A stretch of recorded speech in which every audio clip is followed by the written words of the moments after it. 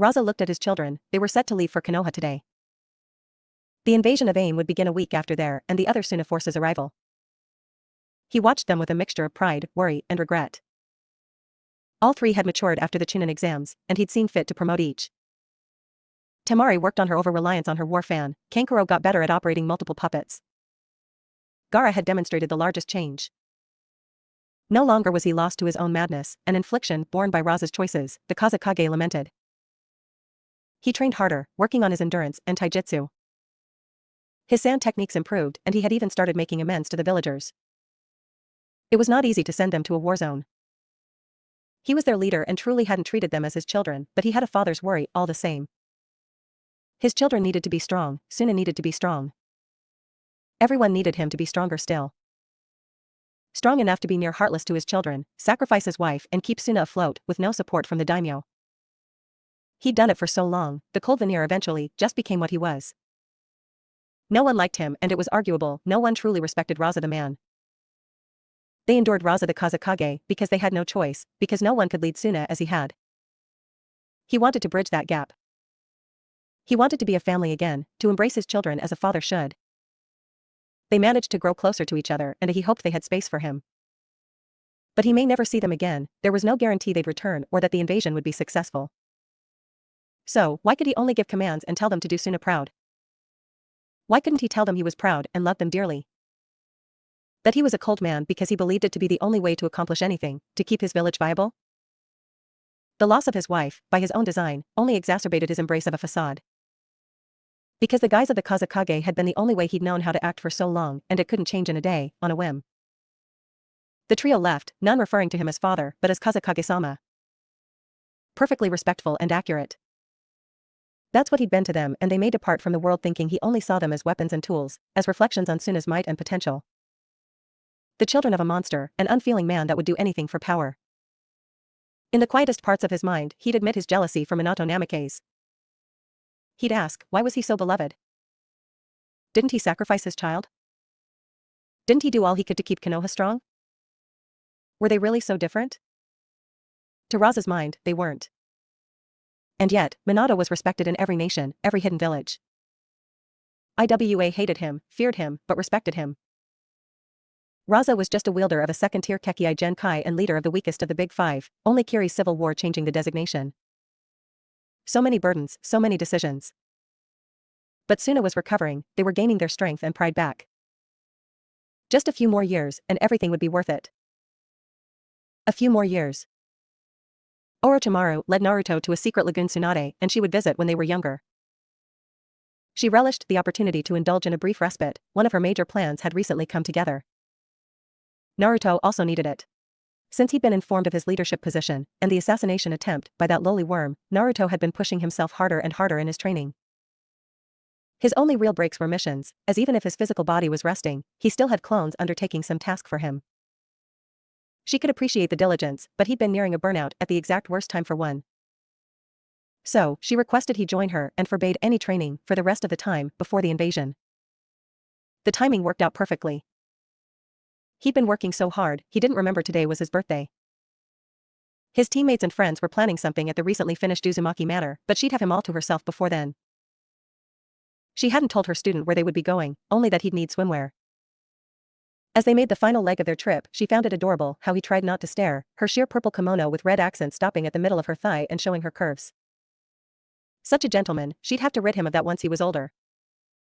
They came upon the lagoon and Naruto had to admit it was picturesque, clear water shaded by tall trees. It was quiet and peaceful, he understood why Tsunade and Orochimaru would want to keep it a secret. That, and their other teammate was a self-described super pervert. Speaking of, Naruto tried his best not to perv on Orochimaru as she rid herself of her kimono to show the black and purple two-piece bikini she was wearing. He prayed his hormones wouldn't betray him in the immediate future. Naruto heard a splash, signaling Orochimaru had entered the water.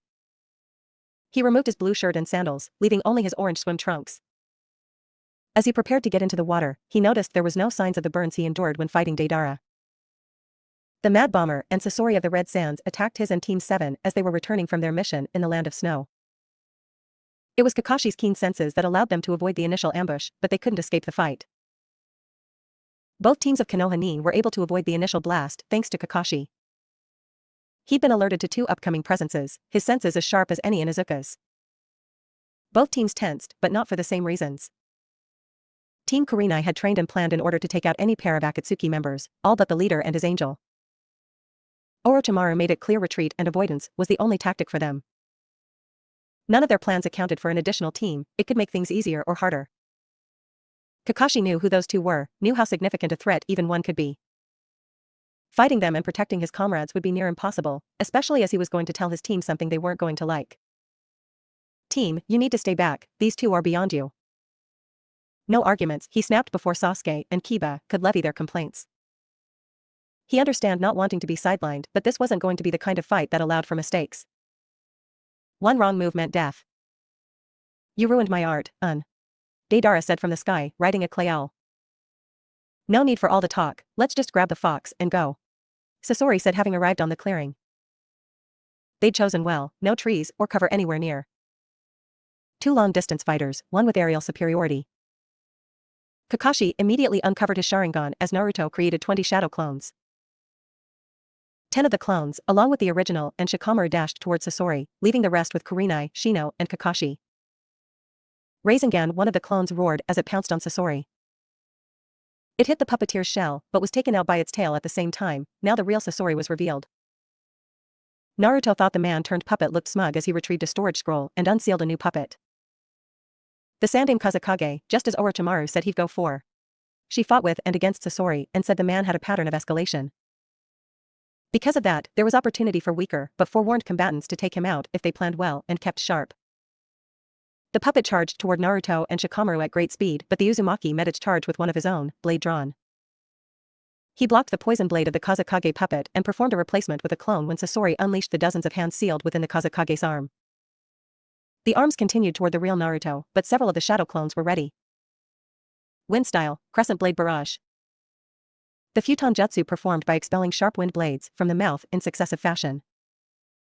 They tore through the wooden hands, and Naruto saw Sasori start to get annoyed as he pulled the Kazekage back. The puppet then shot forward the iron sand the Kazekage was known for. That was the signal, both Naruto and Shikamaru knew. 2 shadow clones performed 2 distinct jutsu, one water style.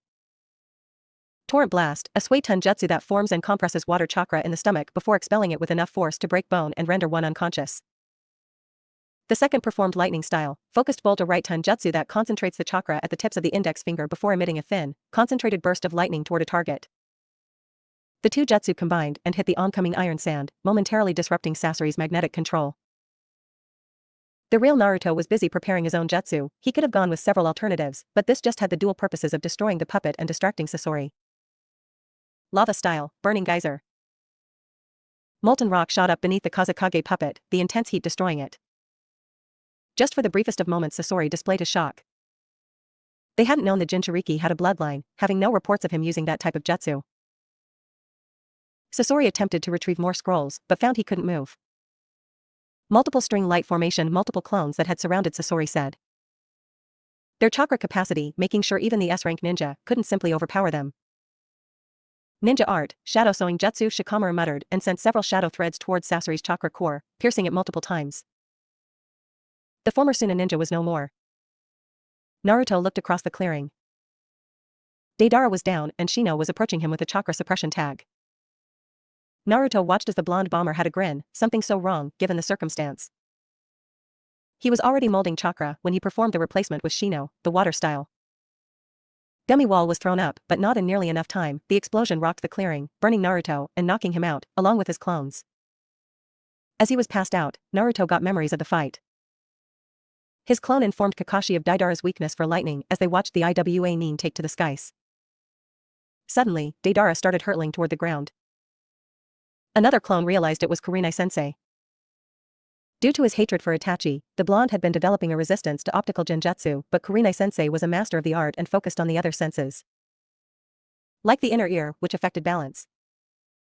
The clones tossed kunai in the air, multiplying them with the kunai shadow clone jutsu and following it up with the lightning style, chain lightning jutsu.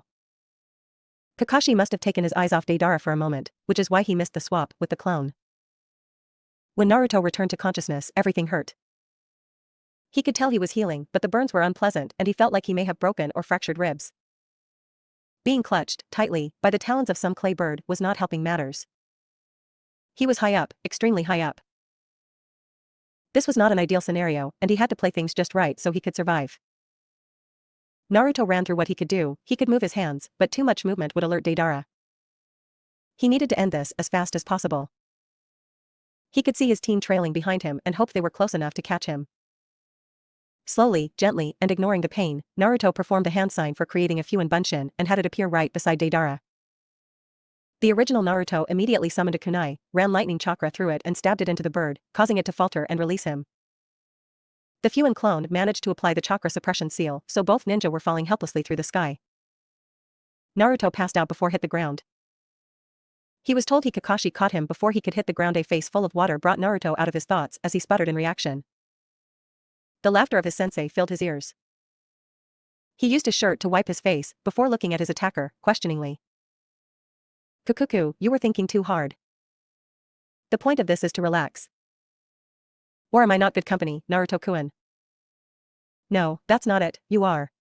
Sorry, just thinking back to when Sasori and Deidara attacked us. That was well executed. Even if that sacrificial idiocy you're inflicted with flared up. Orochimaru said, wading in the water. Naruto didn't respond.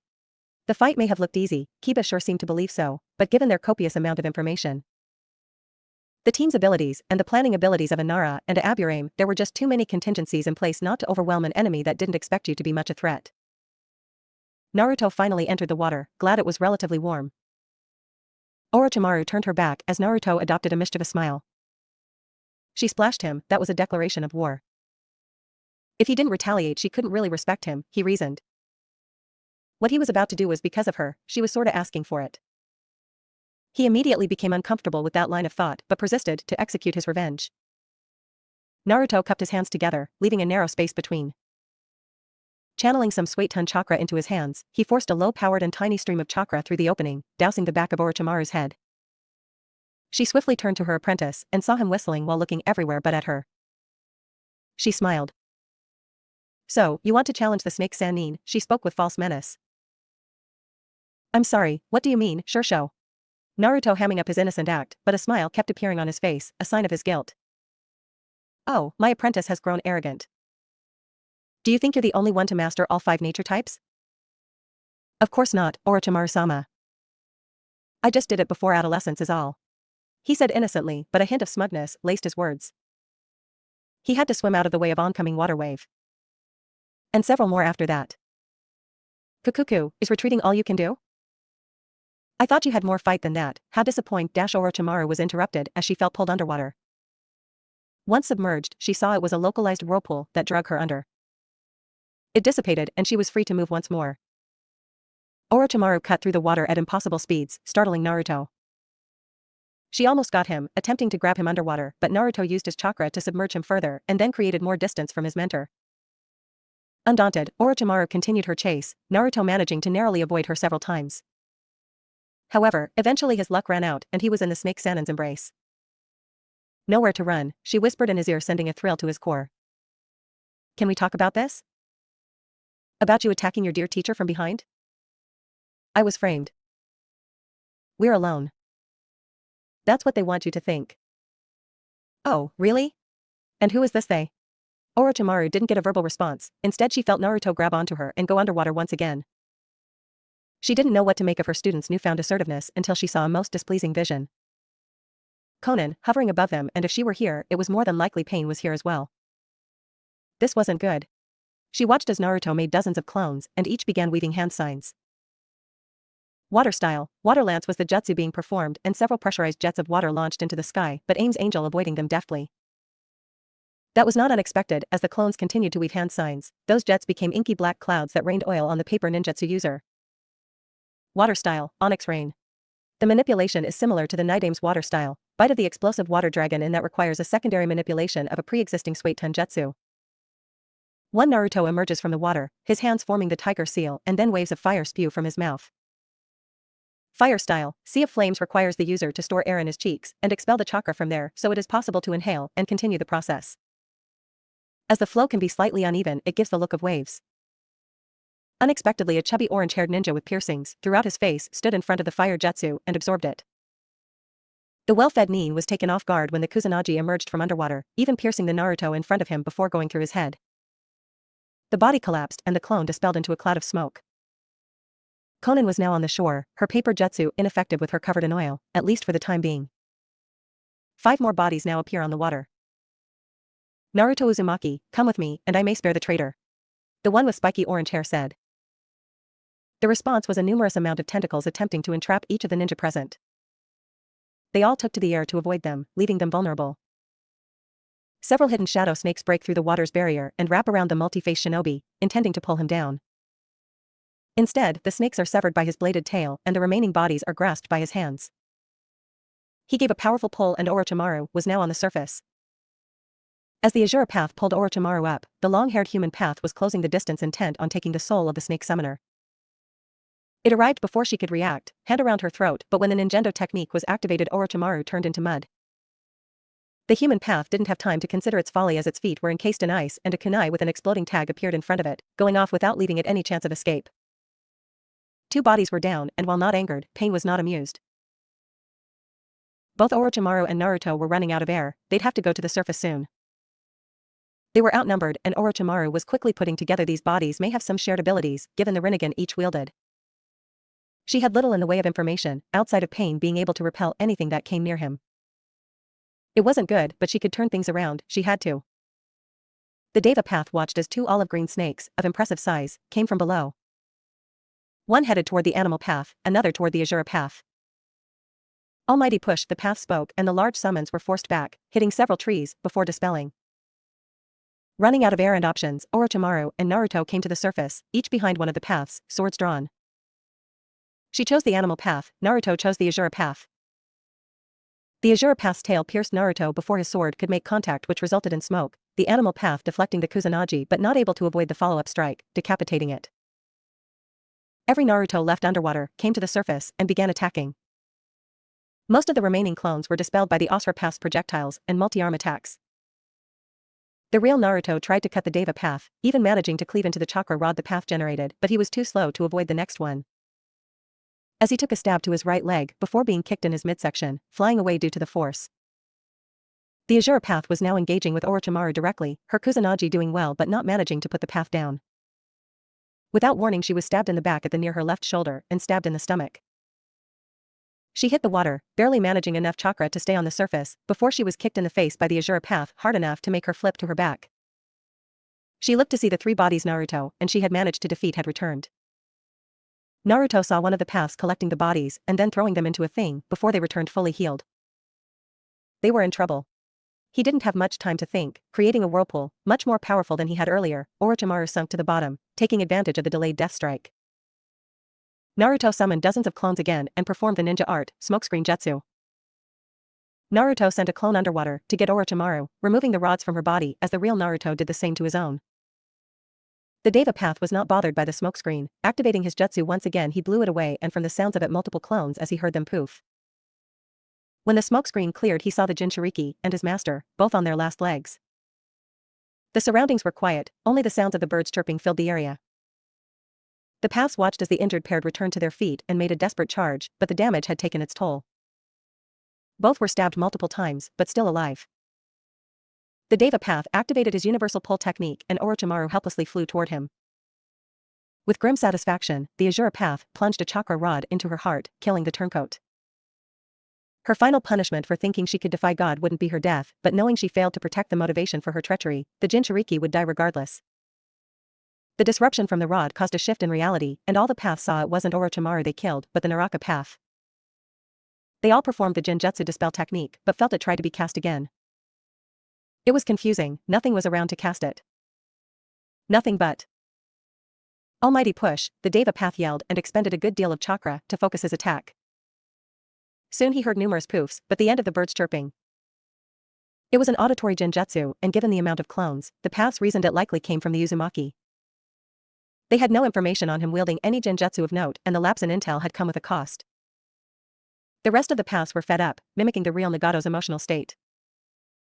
He saw Konan return, free of the oil and ready to fight once more, but he instructed the paper clone to dispel. He wanted to do this, for their blasphemous actions had arisen his ire. Deep in the forest sat Orochimaru and Naruto. She'd healed, given her special replacement technique, and Naruto was almost back to full capacity due to the Kyuubi's chakra. Naruto got confirmation his genjutsu had been disabled and pain would be coming for them soon. The genjutsu, what he called genjutsu, Chidori, was him thumbing his nose at Kakashi, who claimed only a Sharingan wielder could perform his Chidori when Naruto offered a jutsu trade. He was thankful Kurenai-sensei had increased the team's genjutsu training, including how to layer illusions and how to attack multiple senses. He welcomed the development as it was helping end his blush. Orochimaru had come out of her replacement technique completely naked and hadn't seemed fully aware of it until it was pointed out.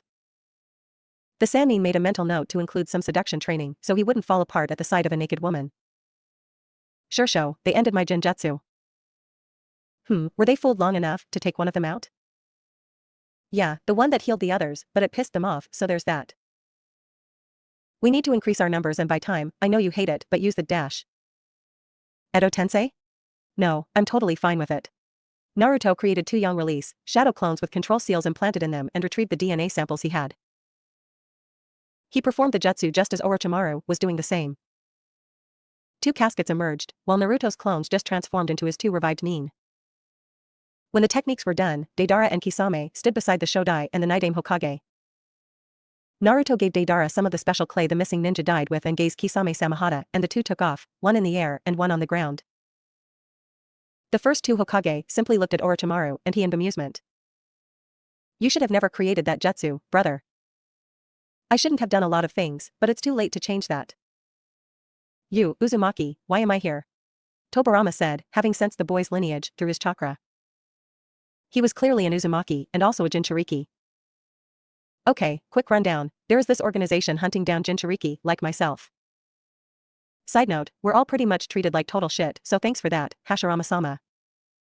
Anyway, the leader attacked my Shursho, and is extremely powerful. He holds the Rinnegan, the eyes of the Sage of 6 Paths, but appears to have separated his abilities into 6 different bodies. Each body has an ability, one can create advanced weaponry, another has control over attractive and repellent forces. One can absorb chakra and renders ninjutsu useless. We don't know about the other 2. Orochimaru added and then gave the physical descriptions for the ones they had information on. Let's go, brother. Tobirama said, which surprised Hashirama. And why would I do that? Open your senses, clearly the boy is Mito's successor and we are near Konoha. Who is to say this man won't target the village? Besides, the strapling is injured and can't fight as he is. Although he knew how serious this was, his life was on a line. Naruto wanted to justify his injury to his idol, but realized this wasn't the time. Fine, brother. As soon as he answered, the forest shook with the sounds of high-yield explosives. That caused the Senju brothers to depart immediately. Both Orochimaru and Naruto stayed where they were, their choosing to take the break the Edo-tensei allowed them. The snake Sannin's mind fast at work for a counter-strategy, and every moment she could have to plan the better. While Naruto was filling the returned Hokage on the situation, Deidara had come across the animal path, who was on top of bird summons. The explosion release users wasted no time attempting to pepper the path with his explosive creations, but the bird was agile in the air and avoided direct damage. The 2 flew above the trees and frustrated sat in for the once dead shinobi, so much so he forewent any offense, only focusing on speed to close the distance. Once he did, he leapt off the clay bird and using his body exploded in the air. It took out the bird, but the animal path jumped off its summon right before impact and landed on a multi-headed dog. When Deidara reformed, he continued to lay explosive after explosive, but it only increased the dog's power as it grew more and more heads. The animal path summoned another animal, a rhino, to accompany the dog as they tried to keep Deidara occupied, at least until the human path could arrive, as it was rapidly approaching. The animals were dealing damage, while the dog absorbed all of Deidara's offense, much to his annoyance.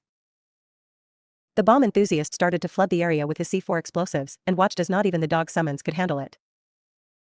The animal path, too, had succumbed, but the area of effect was limited and the human path had not been infected and managed to remove the Edo soul before it could explode again. However, the path did not avoid the wood spike that pierced its head. The Deva path looked as the Azura path lay headless. The Samehada interrupted the chakra receivers long enough for Kisame to cleave its head off. Until that point, the former Kiri swordsman's attacks had been rendered ineffective, the Preta path absorbing all he could muster while Deva and Azura retaliated. He immediately pushed the sword away from the undead ninja. Kisame started weaving hand signs again for another Suiton Jutsu, his water shark bomb, and just like times previous, it was absorbed, but Preta was kicked back by the Shodai Hokage. Almighty push, the Deva Path said, avoiding the attack of the second Hokage as he sent the man out of the lagoon. Kisame followed suit, now pressing the attack, having abandoned his ninjutsu. It was clear the man wasn't as good in unarmed combat as the Deva Path managed to stab him several times with the chakra rod. The Nidame returned and the pair were attacking in tandem, starting to overwhelm the path. The Deva Path performed his jutsu again, repelling the Suiton masters as, through their shared vision, he saw the Preta Path get its face caved in by the Shodai. 5 seconds. The Nidame said, but the Deva Path didn't react. All three Edo Tensei started peppering the lone path with various water jutsu, managing to dodge most of them until he was cornered and had to perform the almighty push again. As soon as he did, the three ninja were on him. He was getting attacked from multiple sides, blocking 2 strikes left him open for a third. The attacks were relentless and the path was growing increasingly frustrated. A hard left straight from Kisame sent him flying back, but he welcomed the space. Skidding out of the lagoon, onto dry land, the Deva Path performed his most powerful technique. Chibaku Tensei. The surrounding area became overturned as the extreme pull of the gravity technique took hold. Each ninja tried to fight the attractive force but couldn't, and soon each were entombed into a small satellite. The chakra use was straining enough that Nagato faltered, causing a short disconnection from his path. He recovered and made his way toward Orochimaru and Naruto, at least where he'd assumed they'd be. Orochimaru and Naruto saw the moon-like object being created and how their remaining Edo Tensei were encased within. They didn't know how many more paths were left, but they did know they would be on their way. Neither were in perfect shape. Orochimaru had expelled a good bit of chakra with the summoning and restoring herself. Naruto's leg healed, mostly, but he still didn't have his full mobility. They were low on time and needed a strategy. You should leave, the Uzumaki said. He wants me alive, so I may be able to buy some time for reinforcements to arrive. If they haven't arrived already, it means something is happening within the village. Still doesn't change, he only wants to kill one of us. Immediately, he only wants to kill one of us immediately. I have faith you'd come rescue me. Flattery at a time like this? Kukuku, I may blush. I take that to mean you aren't leaving? Naruto asked. No, I'm not leaving, so get ready. Naruto wasted no more time trying to convince her to leave, instead he began centering himself. He didn't have a foolproof way to utilize the Kyuubi's chakra, but he'd found success in not thinking about it as a matter of control, but an experience to endure. Similar to a surfer's relationship to the wave. The metaphor became something of a mantra, and as Naruto delved deep into the chakra core, he reminded himself to embrace the wave, to be one with it. He repeated it over and over as he drew more and more of the Kyuubi's chakra out, going out of the zero-tailed state to form an initial cloak. 1 tail became 2, embrace the wave, he thought as 2 became 3, and he stopped pulling. Must you repeat that insipid phrase every time you abuse my power? Jermaine?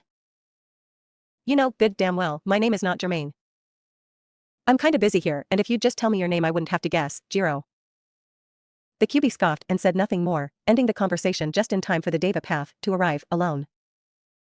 He pulled both Konoha ninja toward him, grabbing each by the neck and slamming them down. Naruto swatted the hand away with a tail, Orochimaru turned into mud while the real Kunoichi darted toward Pain from his flank, Kusanagi gleaming in the sunlight. He let go of Naruto and created a chakra rod to meet the legendary sword. The rod was cleaved in 2, but it halted its momentum enough to spin away from the next swipe. He grabbed Naruto's wrist, narrowly avoiding a Rasengan and tossing the boy away. He repelled Orochimaru when she attempted to attack his blind side and she slammed into a tree. The Jinchuriki was back, taking furious swipes, but Pain defended the attack, kicking Naruto in the stomach in response and then hitting him in the jaw. He didn't expect the Jinchuriki to absorb the blow, nor to grab his arm and proceeding to kick the Rinnegan wielder in the ribs. Pain was taken off his feet due to the force, which was amplified by a pair of great breakthrough jutsu performed by teacher and student. Pain landed, feet first on a tree, and kicked off. Orochimaru performed the hidden shadow snake hands jutsu planning to stall his charge, but Pain avoided them and continued forward. There was a clang of sword against chakra rod. Pain attempting several thrusts, while Orochimaru would deflect them or dodge. Pain overcommit on one such attack and the snake Sannin rotated away from the attacking arm, swirling the Kusanagi behind her back before bringing it up aiming to slash at his face. He quicking repelled her again but sent a chakra rod toward in as well. Naruto swatted the rod and re-engaged. His body was able to handle this much of the Kyuubi's chakra for long and he felt his body starting to give under the strain, which made keeping calm and centered exponentially more difficult. He charged, ignoring the Pain, trying his best to land a significant strike on Pain. But he was outmatched and pain began to batter him, punching combinations, connecting to Naruto's face, before he was knocked away again and found his stomach pierced with a chakra rod, ending his Bija cloak. He then repeated the tactic Naruto interfered with as Orochimaru charged at him again. Without her student to block the rod, she too found herself impaled by Pain's weapon. The path didn't show it, but he was inwardly relieved. He could feel the Edo Tensei trying to break free, and he had been pushed harder than he expected. He walked over to the Uzumaki, in a different lifetime someone he may have looked at as family but now a means to an end. The boy, battered and bleeding, his left eye swollen shut and barely hanging on to consciousness. He picked him up by his neck, making sure not to do any more damage. This may mean very little to you, but your sacrifice will bring about a lasting peace, he said as he darted off with the boy, the snake Sannin helpless to stop him. It's unfortunate, had the Kyuubi been sealed into some else, I could have used someone of your talents. I get why she betrayed us for you. He saw the boy's lone functioning eye widen. You didn't know? Had I agreed to find a way to keep you alive after the extraction, she wouldn't have left. But I'm a god and I don't make deals. Why, you're no more a god than I am a giant. Naruto struggled to say. You don't need to believe me, your opinion doesn't matter. Naruto really detested this smug prick and wanted nothing more than to shut him up permanently. However, the rod in his gut made molding chakra near impossible. Suddenly, Naruto felt the grip around his neck tighten as pain began moving faster, but after a minute, the path simply collapsed as if its strings had been cut. Naruto lost the battle for his consciousness as he laid on the forest floor. Nagato. Konan spoke. She rarely used that name, the name of a weak boy too afraid of his own power and content to lean on his friends. The name of a failure, naive to the truths of this world. He'd cast off that name and all the weaknesses attached to it, but for her, his one remaining friend, he'd still acknowledge it as she was there before he transcended into the god of this miserable world. What is it, Konan? Itachi, Kisame, Deidara, Sasori. All dead, all defeated, going after the same target. Konoha knows, and thanks to Orochimaru, the Jinchuriki was prepared to face them. I have no doubt he'd be similarly prepared for Kakuzu and Haiden. Add to that, we have an epidemic that affects only our shinobi. In mission mortality rates are rising, some are even getting sick from training. I don't see these as coincidences. Neither do I. They could have done this thinking it would soften me up, make me easier to kill. Or Konoha is planning an all-out invasion, one our people are not prepared for. Sacrifices are necessary, Konan. You couldn't expect that sacrifice would be on everyone but us. Sacrifices that led to something better. We are no longer hidden. At least one major village knows our plans and have all but crippled our efforts. It would be safe to assume Suna knows. IWA hasn't looked into our real motives because we're too valuable, but they could. Maybe this is a sign we should rethink our plan. No. This is the only way. According to who? This isn't even our plan, it's his. Some stranger that came to us claiming to be Madara Uchiha. We wanted to save AIM, remember? And have we? Are their lives better now than under Hanzo? Are they happy under the protection of a god? AIM, in the grand scheme, doesn't matter. I have to be able to shed these attachments, borders only limit us, allow us to see other people as somehow fundamentally unlike us, an outgroup. It may have been Madara's plan, but it has a greater chance of working than Jiraiya's way. He preached understanding to us, and then trained the most prolific killer in modern shinobi history. Would you sacrifice even me? No one is immune from this, not even me. If Konan was dismayed by his answer, she didn't show it. You may be fine with the potential losses, but what about the reality that an invasion puts the entire plan at risk, Nagato? They may be able to even kill you. Not any single Konoha ninja, but all 3 Sannin have returned and they have several jounin of note. If you die, the plan dies with you. Then, we stop the invasion from ever happening. How do you plan on doing that? By giving Konoha something else to focus on. First, we'll take the Jinchuriki, as they won't be expecting me to come for him personally. Then we'll release the boy's lineage. I'm sure IWA would love to be able to torture the Yellow Flash's son. That'll spark a war, but will be a minor concern compared to IWA. And if IWA gets involved, Kuma will too, just for the chance to topple Konoha. You want to start another great ninja war? I thought the point of this was to end all the wars. It was, but I can't do that if we don't get the Jinchuriki. War is great for producing S-rank ninja and missing ninja that become disillusioned. The villages will be too depleted to stop us once we refill our ranks. I'll contact Kakuzu and Haiden for a special assignment. We leave for Konoha in 3 days. The Deva path left, Nagato having voiced his thoughts on the matter. Conan's face was as emotionless as ever, but inside she was a storm of emotions. She finally saw how lost her last friend was. They were no longer fighting for the same goals they once shared, Yahiko's will. Nagato essentially died with his best friend, she reasoned, and she'd been enabling a husk of a man with too much power and too few connections to the world. He'd plunge the world into chaos, create countless orphans like them, lost and starving, but with no Jiraiya to aid them. It broke her inside, the thoughts of what she was going to do, but it was time for her to stop being a mere supporting player. Conan, we have the Jinchuriki. Aim's angel thought she'd feel worse about this. There was an uncomfortable calm within her, an acceptance of what would come next. It was simple, emotion so practiced that conscious thought wasn't needed. Nagato tried to gargle out words, demands to know why, but she wouldn't explain. Her friend had long since been lost to her, corrupted by Madara, and she'd been too complacent to save him. He bleed out quickly, her cut on his neck made with the utmost precision. He felt only a moment's pain, but the rest of the time was like succumbing to a sedative. She didn't know if Yahiko would forgive her for what she's done up to this point, for twisting his will into something so ugly and extreme, but she'd have to face him once she crossed over. Conan resolved to stop thinking so much about what she owed the dead, instead deciding on what she could do for the living, starting with aim. She walked out of the cave Nagato and she were hidden in, her gate even.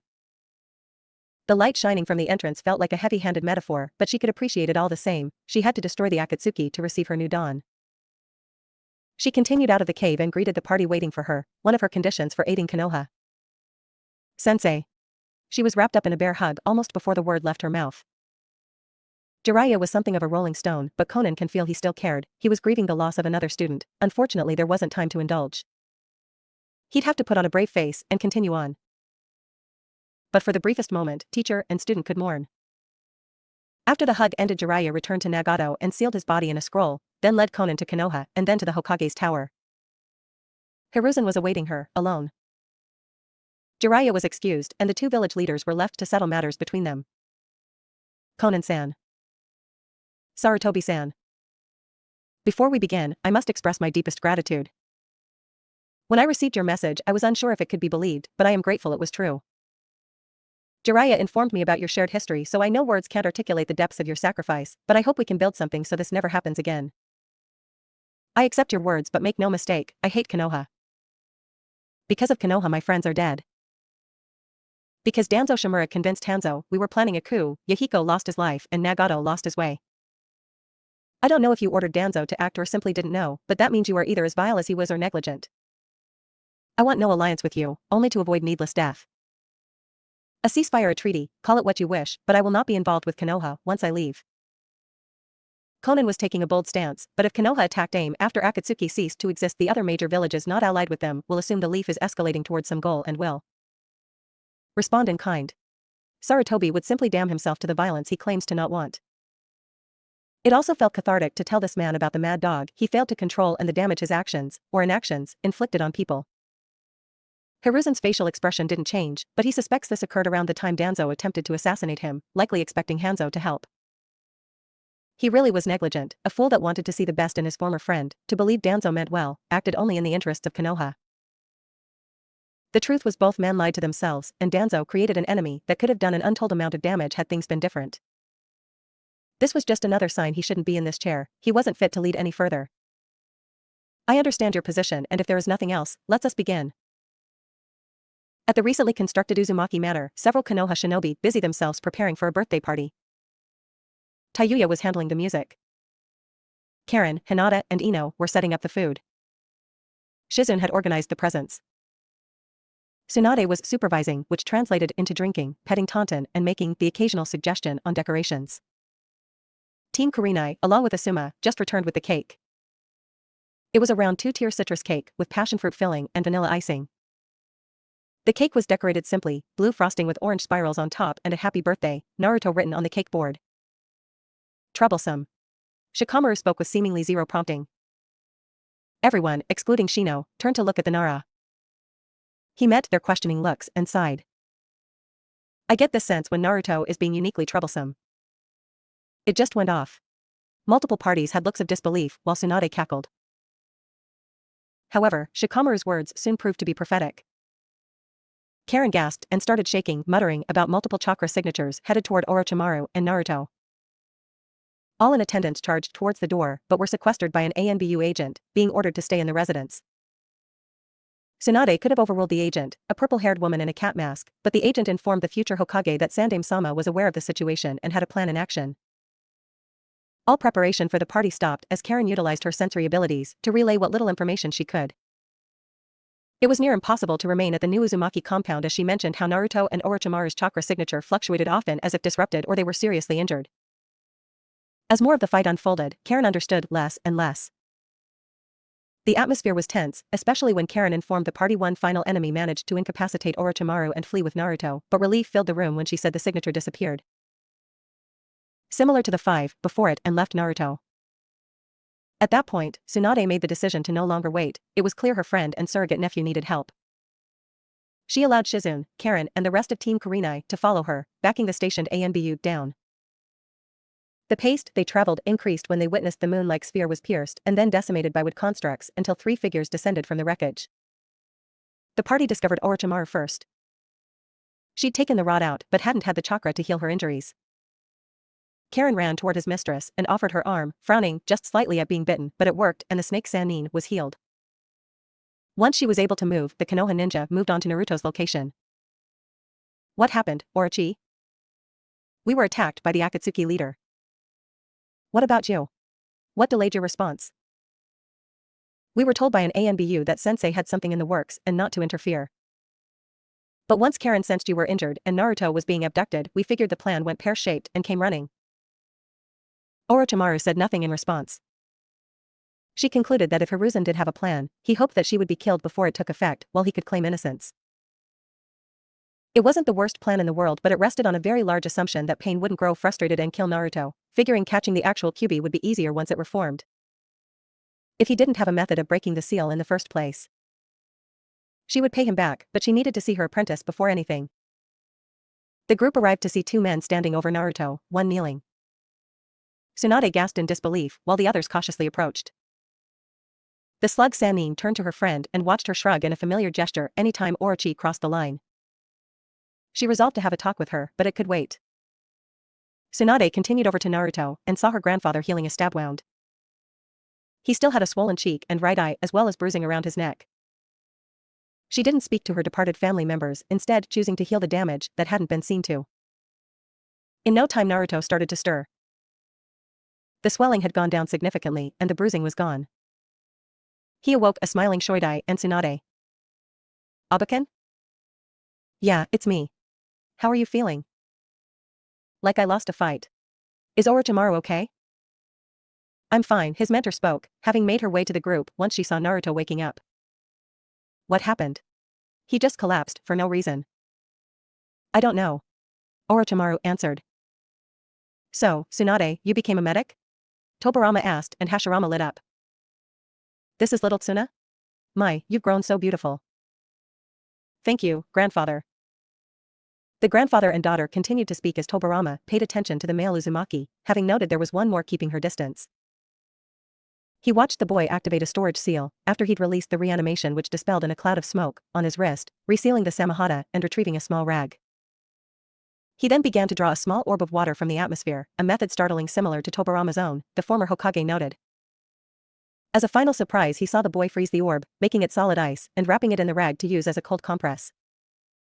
I've never known an Uzumaki to have the Hayaton bloodline. Are you part Yuki? No, and I have no bloodline. Naruto said holding the makeshift ice pack to his head. You don't need a bloodline to use the sub-elements, that's a myth. Icy ninjutsu has advanced since my time. Tell me, who made this breakthrough? Was it Hiruzen?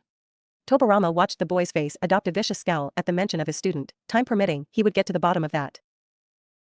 The Uzumaki had been a good ally and distant family, he couldn't imagine why one would hate Hiruzen.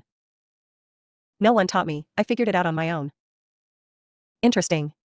Is this talent why you were chosen? He saw another scowl. No. Granduncle, let's somewhere private and I'll fill you in on everything. Tsunade said, overhearing the discussion. He nodded and they prepared to move out. Naruto went to his team, all dressed rather casually. Hey, guys, what were you doing before you came here? We were at your home, Naruto. Kurenai asked and saw the boy's surprised face. Why? He knew he told them he'd be with Orochimaru at this time. They just looked at him and then each other. He doesn't know. Shino concluded. Naruto-san, today is your birthday, we were planning a surprise party. Oh. Naruto replied and tried to ignore the feeling in his chest. He hadn't celebrated his birthday in years, not since he thought the old man turned on him. I'm sorry the surprise was ruined guys, but I appreciate it. Nothing more needed to be said as they moved toward his home in silence. When they returned, Naruto saw who else was in attendance. Tayuya, who was yelling at Kakashi about his stupid excuses, Ino talking with Hinata while Asuma was speaking to Jiraiya. Once they noticed his return they yelled surprise, and Naruto smiled brightly, scratching the back of his head as he suddenly felt very bashful. The party went on, as they ate and talked, Tsunade eventually returning with the first two Hokage. It felt overwhelming for the Uzumaki heir. 2 years ago he'd given up hope things would change, that he'd really make connections. He realized, now, his opinion of the village and his place in it was tied to his feelings toward the old man. Once he lost faith in Hiruzen, Naruto wrote off the entire village as being reflexively and resolutely against him. He couldn't believe they'd ever change, and if they could never accept him, he could never be Hokage. He entered a mild depression when he stopped believing things could improve and had to let go of his first dream as well as the memories of the kind old man that said it were possible. Initially, Naruto concluded that Hiruzen had simply been lying to him in order to keep the spirits of the village's Jinchuriki up and him mentally stable. It was a bitter pill to swallow, that he was manipulated by the Hokage. When he discovered his heritage and what Hiruzen kept from him, Naruto had too long believed the bastard as nothing but a craven manipulator to ever reconsider the Sandame's motives. It was just more evidence he never would have permitted Naruto to be more than a war deterrent. After Ichiro's bombing attempt and the talk with Kurenai-sensei immediately following, Naruto thought about her words, about how he'd let his hatred for the old man cause him to channel at others. He had to conclude she was right, and if he were maintaining a negative view of the village, not that they'd done anything to change it. Because of Hiruzen, then he wasn't being fair in the strictest sense. Maybe they could change, maybe his dream wasn't foolish. He hated it, but a part of him still wanted acceptance from the village, acknowledgement that he was of value. To receive that he'd have to acknowledge them and allow the possibility they could change. As long as he let his antipathy for the Sandame color his impression of everyone else, that could never happen. He didn't, however, think he could ever truly forgive or reconcile with the old man. He may have understood his reasons, the fact remained he preferred to save face than risk trusting Naruto, knowing he was all the Uzumaki had. It was a deep betrayal of the bond they shared, the man's vanity was clearly more important than anything they forged. But he didn't need Hiruzen anymore. He'd built a family, people he could trust and lean on. People that weren't just going to go away. He wasn't alone anymore. After the gift exchange the party wound down, Naruto stepped out, retreating to the roof. Once he reached it, Naruto watched the sunset with a serene smile on his face.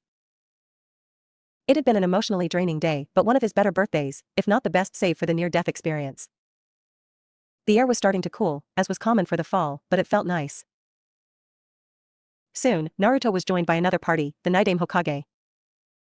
Naidame-sama. Tobirama sat beside the Uzumaki. There is no need for such formality, not for a dead man, Naruto. Then what would you prefer I call you? Tobirama is fine. I may have a reputation as a joyless hardass, but I never made my family call me by my title. I'll keep that in mind, Naidame-sama. Naruto said with a smile. Tobirama cracked one as well. Cheeky, like much of your clan. The legendary Senju sighed. I owe you an apology, Naruto. Not only as a Jinchuriki, but as the future leader of the Uzumaki. Tsunade has filled me in on the major events that have occurred since my death. As much as I wish I could say I am surprised, the truth is everything she said made sense. It is not that I knew Hiruzen nor Danzo would do these things, it simply didn't fall outside their character. The man sighed again. Hiruzen was a preternaturally talented ninja with a caring nature. He was also one that soaked up flattery and praise. Not to mention slipping into sentimentality when logic was needed. Danzo was talented, nowhere near Hiruzen, but a boy with a great deal of potential. He was also overly rigid and given to dichotomous thinking and fanaticism. I overwatched their development and failed to curtail these flaws. You and yours have suffered for this, and I request your forgiveness. I forgive you, besides the old man is responsible for his own choices. He is, but a part of you will always feel some measure of responsibility for those you teach, especially when you assign them your successor. Naruto just nodded, he couldn't exactly relate. He's only ever taught things to children too young to have done anything too bad beyond pranks. What made you dedicate yourself to ninjutsu, especially at such a young age? The academy sensei were jerks and weren't going to teach any ninjutsu for 2 years, but several of my classmates would be learning clan techniques well before then. I decided if they weren't going to teach ninjutsu, I'd make my own and have a library filled with clan techniques to give my family. I didn't know the Uzumaki were a clan at that point, but I was determined to make them one. Bratty motivation, but the follow-through is commendable. Now, what about the sub-elements? Chakra isn't magic. We may not understand all of what it can do, but it does obey certain rules, and it is naturally existing. Almost all chakra researchers agree on that. If that's the case, then why would it operate so contrary to matter that's chakra-free? You can make water vapor, water, even viscous liquids, but not ice? Or mud, stone, dust, but not lava? Didn't make sense to me, and since no one was around to tell me I was wrong, I never believed I couldn't do it. I may have had a bit of an ego as well.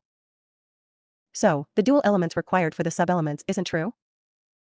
It is, but it's about how you mold that chakra. Those with Kekkei Genkai must have some genetic predisposition to combine their elements. It may be the case the real Kekkei Genkai is innately knowing how to merge and mold various elements, but because they are rarely born with more than 2 affinities they didn't push themselves to see. Interesting. I must admit I am from an era that took it as holy writ only bloodline users could perform those types of nature transformation. To see that proven wrong is quite the treat. You mentioned lava and ice, are those the only 2 you can currently utilize? Naruto started grinning, enjoying being able to show off for his idol. The only 2 that are even close to battle ready. He cupped his hands together and closed his eyes, focusing on his internal energy. Shortly, various strings of light was being emitted from his palm. Naruto then attempted to direct the energy, managing to send a beam the width of a pencil toward a nearby tree, creating a small hole. Lightning is already a plasma, combined with water, and you create a process of electrolysis and then ionization of the separated hydrogen, making the storm release. Increased power and control. Naruto wiped the beads of sweat that started to form on his head, still smiling. That is truly impressive, and to think you can mimic Kumo's signature bloodline. This pleases me greatly. It also affirms my decision, the Naidame said, and saw Naruto's puzzled gaze. In your study, there are 2 scrolls, brother, and I left for you and the clan. I believe you will put the knowledge to good use. Now, I must depart. I need to see Saru before your master releases the jutsu. It has been a pleasure, Naruto. Naruto knew the man wouldn't be here long and nodded before saying goodbye. He watched the Naidame leave and then laid back down on the roof as the last of the sun dipped below the horizon.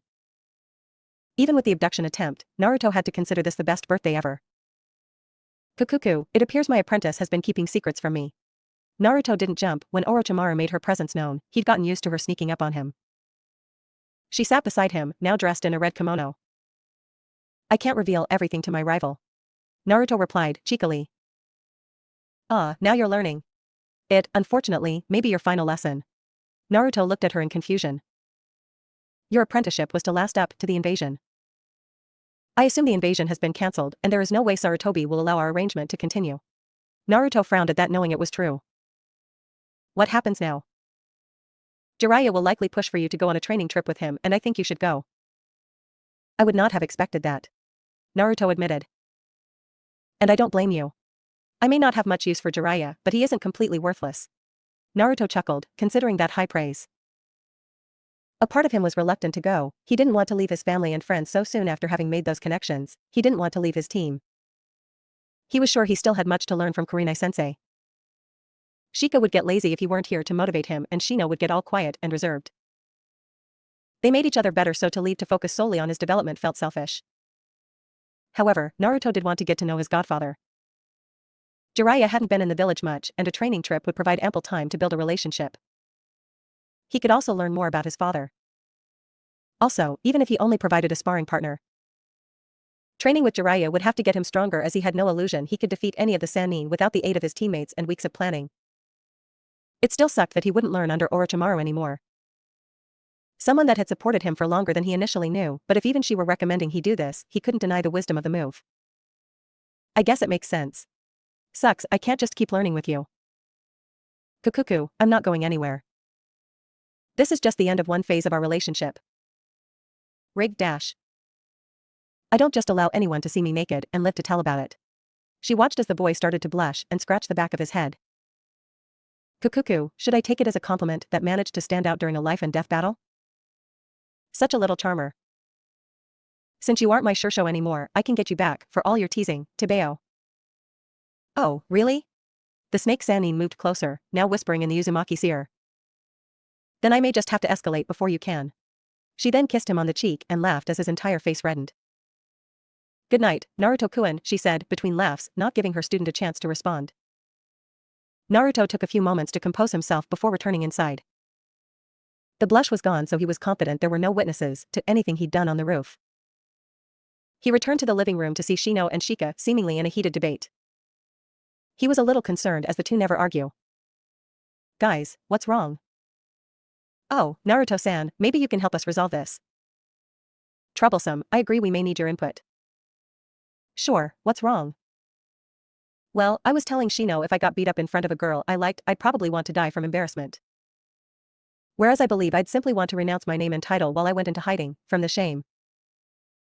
As we have no experience with this, we thought you might be able to help us out. Naruto grit his teeth at the pair of wise asses. If you tell me who you like, that can be rectified with ease, Tebeo. I believe Temari-san will be arriving soon. Shikamaru looked at Shino in mild surprise. He didn't think the Aburame would turn on him just yet, but he was prepared. Well, lucky for you, we don't need to wait. We don't even need to leave. Oi, Shikamaru was tackled by Shino in an effort to shut him up. Naruto stood in shock at what Shikamaru was about to say, before laughing and clutching his stomach. Shino, didn't anyone ever tell you not to play with fire? Especially not a raging freaking inferno. You can't handle that, you're not ready for that. What I am and am not ready for is my decision, besides, it's not like she's notorious, nor beats me down every day. He has a point. I thought Nara men were handpicked, but that's downright submissive. I'm nobody's bottom. And what about you, Shika? You say in front of an arena full of people, a man can't lose to a girl, troublesome, and then give up like a buster. Shikamaru bristled at Naruto's impression of him. That was very Buster-like, I was embarrassed. Shino added. You had a draw with a boy in cat pajamas. Shikamaru retorted. It was a manly draw. Not really, you had a weird twitch going on. Frankly, you both shamed Kurenai-sensei. Thank the sage I was there to clean things up, per usual. Naruto observed. Land of vegetables / land of vegetables. Oh, no. Neither of you are blaming me for that. Why not? You're a trouble magnet. Shikamaru responded. A short, trouble magnet. Shino added. With no guys. Screw both you shameful bastards. Tough talk for a half pint. Shikamaru, I believe you should have called it big talk to contrast with his lack of stature. I might be slightly shorter than you, but I'll wash both you scrubs. Let's step outside. Why? To show you who is the scrub. Spoiler warning, it is you. Troublesome, even I have some pride. Let's do this. The boys departed towards the backyard, oblivious or indifferent to the audience they'd attracted with their argument. The onlookers watched as the Chunin shinobi disregarded all technique and tactics in their bout of horseplay. It looked more like three brothers roughhousing than actual ninja combat. You're cute, little students are being adorable again, Kurenai, said Kakashi. I can't argue with you there. They've come a long way in a year. You've done well with them. Asuma praised his significant other. They made it easy. Well, not at first, but eventually they gelled. You considering taking another team in the future? Asuma questioned, as all three were Chunin, she could if she desired so. He saw her shake her head. Unless it was absolutely necessary, I couldn't imagine it. Those are my boys out there, I'd compare any future team I had to them, it wouldn't be fair. The three jounin continued to chat as they watched the rest of Team Kurenai play. One partygoer, however, was not amused by their antics and let it be known. Stump, if you and those other two dipshits don't get in here and eat some motherfucking cake, I'll castrate all three of you tree-hugging bitches. Tayuya shouted from a window. Naruto looked sheepish from the ground, Shino adjusted his glasses, and Shikamaru just muttered, troublesome. She slammed the window shut, believing she'd done enough. Shino, you need to control your chick. Shikamaru said. Shino's only response was for the buzzing to grow louder, but not loud enough to drown out Naruto's laughter. You know we need to talk about this. Tsunade said as Orochimaru, and she made their way to the Hokage Tower. She was upset with her friend and disappointed. If I hadn't resurrected them, I would be dead. However angry you are at me, at least acknowledge that. Of course I wouldn't want you dead, but I have a feeling you didn't find DNA samples of my grandfather and uncle as a means of self-defense. You're right. I plan to use your great uncle's jutsu to kill Sensei. Plans changed and an invasion was no longer necessary. Tsunade's eyes went wide. Orochi, you were going to invade Konoha? You know how many people you could have hurt, killed? Thousands. And they would have been worth it to kill Sensei. You know I don't care. And since I didn't do it, you shouldn't either. I know you can care. Oda would be a completely miserable place if you simply couldn't. Care is overstating it. I don't need my shinobi to live in squalor. If they are comfortable, they are more productive. Indifference isn't malice, you know that. I don't care, but unless it becomes necessary, I also see no value in causing harm. But Sensei was? Years after you left? No, that doesn't make sense. Orochi, what aren't you telling me? I have my reasons and once again, I didn't do it so it doesn't matter. It does if you still plan to kill him. You mean like he tried to kill me today? Tsunade looked surprised, but waited for her friend to expound. He's had a specific ANBU watching Naruto, and I for the entire time I've been training him. Except, yesterday and today. And it just so happens we get attacked by pain with no backup in sight. He planned to have me die before his plan to stop pain was enacted. Tsunade grimaced. Some of that could be chalked up to coincidence, but the problem is, ninja don't believe in coincidence. Sure, they've heard about them, but have never seen them. Dig deep enough and you'll find someone pulling strings. There was a lot of missing information, but she couldn't reject Orochi's conclusion. Tsunade didn't know if her former sensei believed she'd turn a blind eye to his dealings similar to how he did for Danzo, but she had no intention of doing that. He needed to be unseated, his age and bias against Orochi was leading him toward ruin and he'd done nothing to change that. The two legendary kunoichi arrived to the tower and headed toward the Sandame's office. They could overhear him speaking to the Shodai and the Nightaim. The two women entered, causing the discussions to stop. The Sandaime immediately narrows his eyes at his once favorite student. That she would use such an abominable jutsu and bring back former Hokage while she were at it, he considered it more evidence of how rotten she was to the very core of her being. I assume you have come to release us? Tobirama asked. Yes, I have. Unless Sensei has something else to say. Have you said all you wanted to, Sarutobi-sensei? Get out of my office, Orochimaru. Now. Kukuku, I'll give you two a moment with Tsunade, I'll be outside. She said and then exited the office. Saru, remember what I told you. Hiruzen grimaced, but nodded at his teacher's words. Hashirama was too busy crying and hugging Tsunade to care about much of anything else, embarrassing Tobirama greatly. The three Senju said their final words, and the first two Hokage went to meet Orochimaru, to return to the Pure Land. Tsunade wiped the unshed tears from her eyes, before leveling a glare at her sensei. You hoped Orochimaru would be killed in the attack today. It wasn't a question nor an accusation. She's evil and will corrupt Naruto-kun along with who knows how many others. She's a threat, I wish you could see it. I'm not just some paranoid, old man. If you make her your enemy, she will be your enemy. And nothing she's done has harmed Naruto, can you say the same? When Hiruzen didn't answer she continued, I'm not going to ignore people operating behind my back sensei, not even you. You wanted me to be Hokage, but I won't be a puppet, nor am I too tired to meet any challenges to my authority. I consider myself warned. Good. Was the last thing the Senju princess said before departing for the night. Hiruzen waited several moments before doing the same, but his destination was not home, not yet. He entered a secure ANBU facility, the operatives bowing in respect as he walked the halls. It didn't take him long to reach the interrogation room he was seeking. Ibiki had clearly been hard at work, the subject looked as if he was nearing his breaking point. That was fine, he was a disposable piece in this game. Hiruzen entered, instantly gaining the attention of his top interrogator and the man's latest subject. At ease, Ibiki, he ordered and the bear of a man complied. Hiruzen took a seat at the table, beside Ibiki, but across from the subject. You have exactly one chance to save your life. How? You will be my spy, you will inform me of everything Orochimaru does, where she goes and who she meets. No. Kabuto-san, I don't think you understand. I could have you killed right now, for leaking my shinobi's whereabouts to Sasori. That's treason. But instant death would be a mercy. I could turn over the signed statement of AIM's new leader to Orochimaru directly and let her do as she pleases. How many weeks do you think you'd spend dying under her care?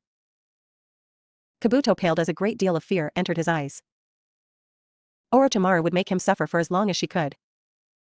But worse than the torture, she'd lose all respect and fondness for the medic she saved from Sasori. He didn't want to continue to betray her, but he wasn't self-sacrificial. He agreed to work with the Sandaime, hating himself more with every word spoken.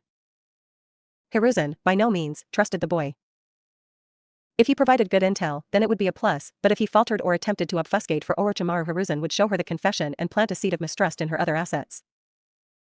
Hopefully, she'd turn cruel and alienate more and more of them, people that would welcome Hiruzen's kindness and grandfatherly charm.